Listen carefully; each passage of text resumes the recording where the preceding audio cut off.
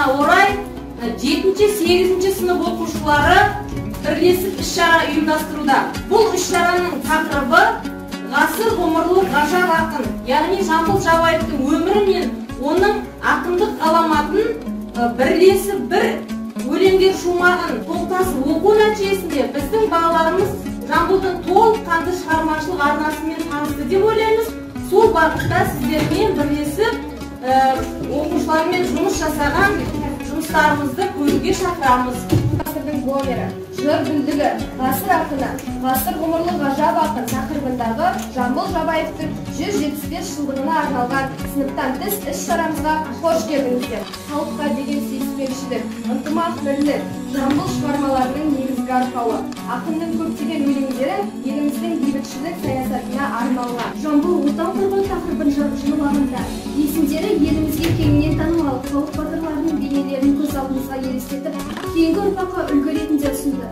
Бүгінгі біздің сыныптан тыс іс-шарамызда негізгі тақырыбы Жамбыл атамыздың мерейтойына арналған. Сондықтан да Жамбыл атамыздың өлеңдеріне құлақ түрейік. Халыққа деген сүйіспеншілік, ынтымақ бірлік, Жамбыл шығармаларының негізгі арқауы, ақынның көптеген өлеңдері еліміздің бейбітшілік саясатына арналған.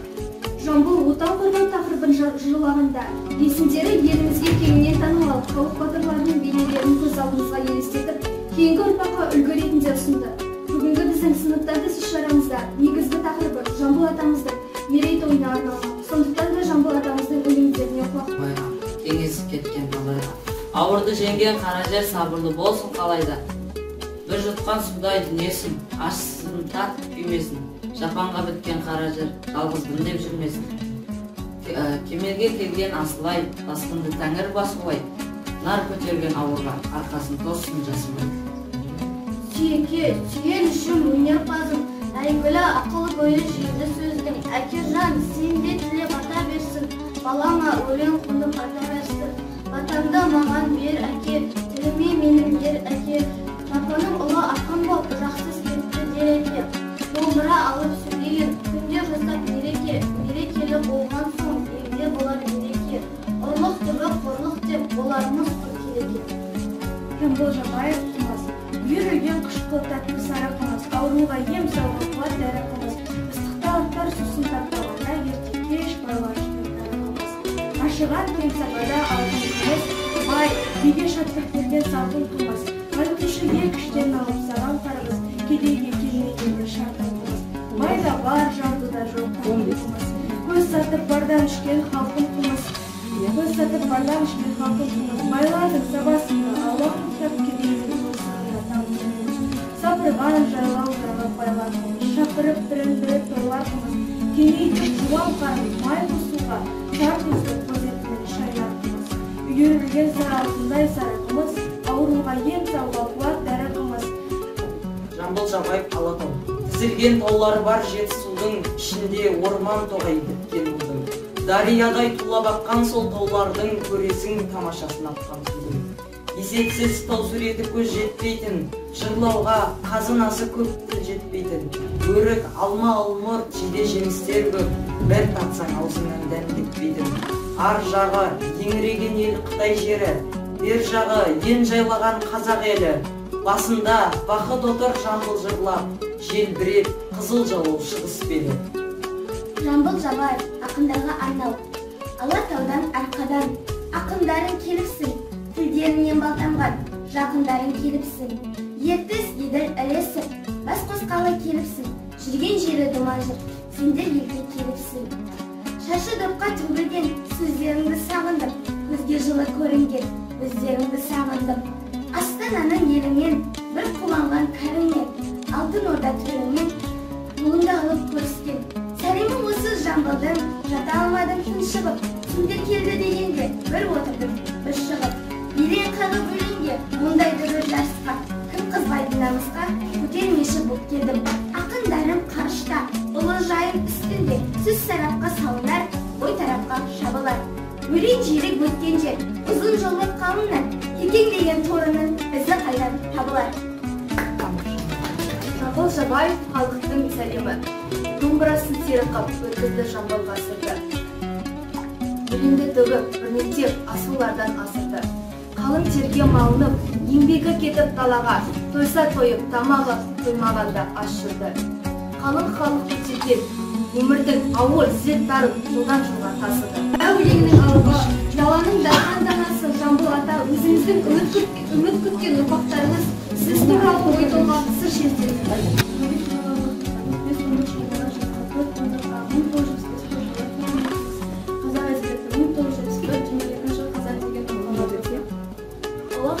Жамбыл туралы алғашқы мақаласы. Әдебиет майданы журналынан 1938 жылы номер 5 санында Арнақты Жаке деген атпен жарияланған. Сіздің жырыңыз заманымыздың асыл ескерткіші. Жамбыл қазақ халқының лирика, философия және де шешендік сөздерінде өлшеусіз үлес қосқан ұлы ақын деген бағалы сөздер айтылған. Жамбыл атамыздың жырлары теңіз түбінде жатқан ғажап сықылды. Оны жинап алып халқымыздың қолына беру әрқайсымыздың азаматы. Шарықтап күй төгілді көменен, бас қосқан қуанышты мерекеде гүлжайнап әсерлене күлімдегенде Жамбыл атамыз өз өлеңдерінде ән күй өнерін өте жоғары бағалаған. Бірнеше күйдің авторы атанған. Кейінгі ұрпақ сол туындылар бүгінгі күнде пайдаланып көшетіне жаратты. Күй ерте соқыр 7-ші ғасырдың көшесі Салман Машанның тарихында табылады.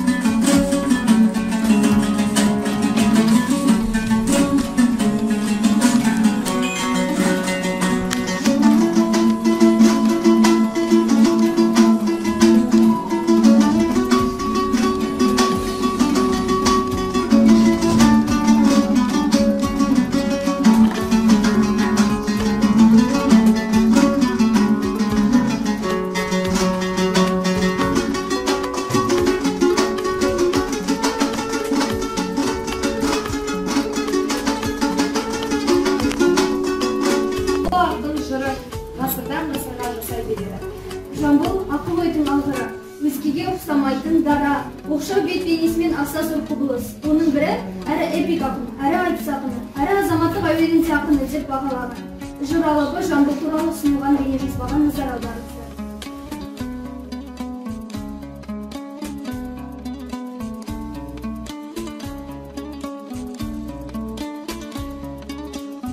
Еске түсіріп өтейік. Қанекей оқушылар белсенділік танытады. Жамбыл неше жазған өлең шығарған?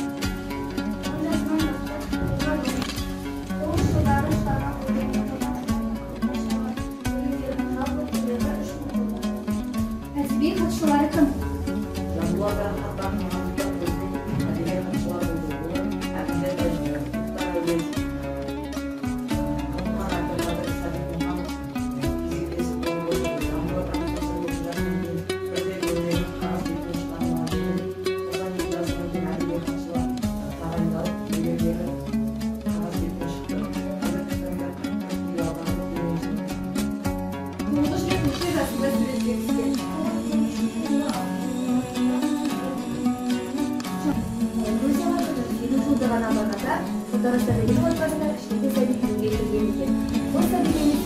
Жамбыл атамыздың құрметіне Жамбыл деп атапты. Қызырлы қызыл жолбарыс туралы ақын не дейді?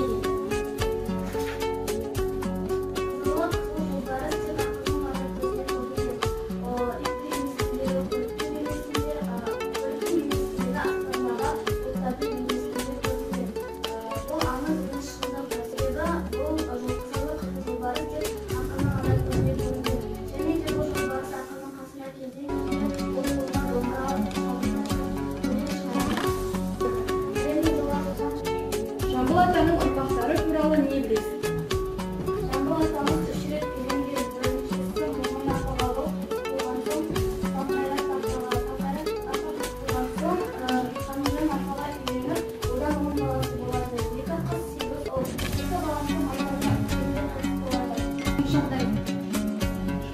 Жамбыл Жабаев қанша өлең жолды өтірместен жатқа айтатын болған?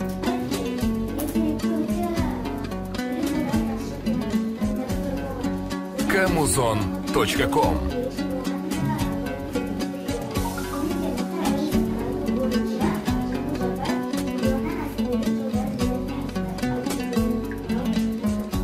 Бала Жамбыл молдадан дәріс алуды қаламаған. Сол кездегі өзі дәріс алуға барған молдаға көңілі толмайтыны.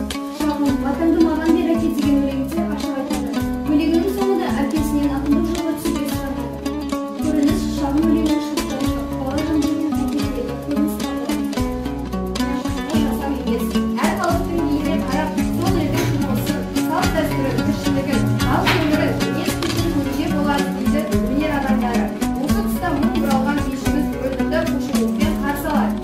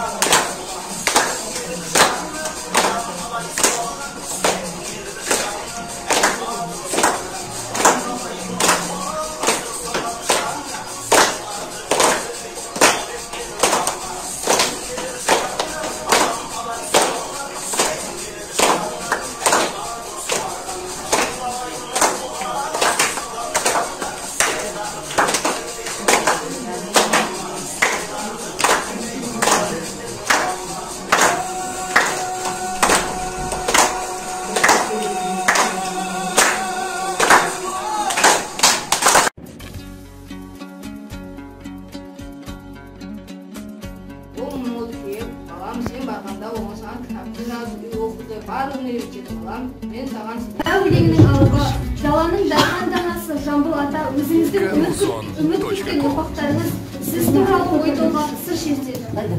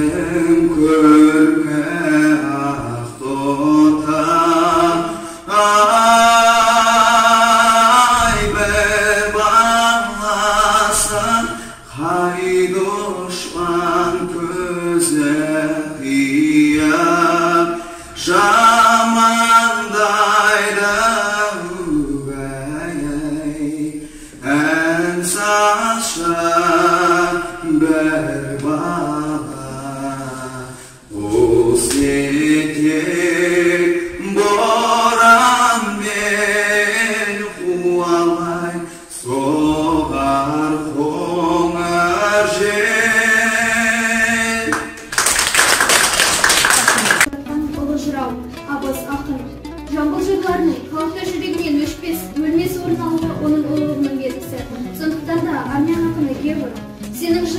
миллионның өшірі.